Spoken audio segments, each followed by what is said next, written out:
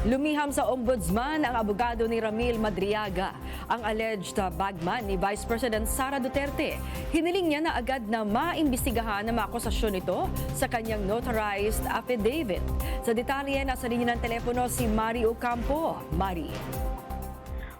Isinumite na nga sa Office of the Ombudsman ng umano'y dating bagman ni Vice President Sara Duterte na si Ramil Madriaga ang kanyang notarized affidavit na naglalaman ng mga alegasyon ng pag-uugnay ng ikalawang Pangulo sa iligal na operasyon ng Pogo at umano'y pagpondo mula sa drug dealers.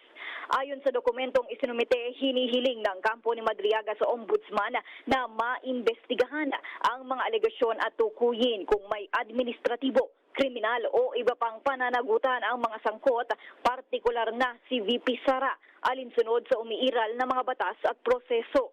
Dagdag pa ni Madriaga, handa raw siyang magsumite ng karagdagang dokumento at magbigay ng supplemental statement upang pagtibayin pa ang nilalaman ng kanyang affidavit.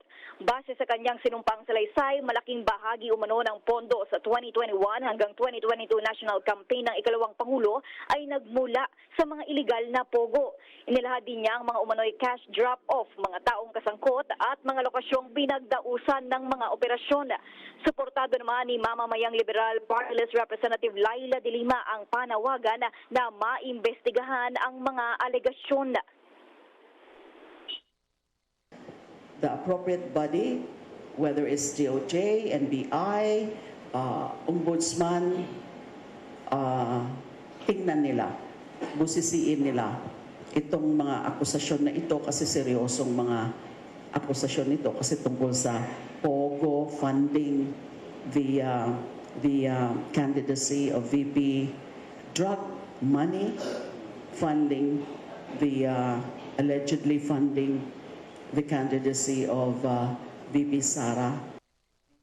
Kasalukuyan namang nakadetene sa Bureau of Jail Management and Penology Facility sa Bicutan, Taguig City si Madriaga. At yan muna ang ulatmaan. Ako si Mario Campo ng PRTV News, nagseserbisyo para sa Pilipino.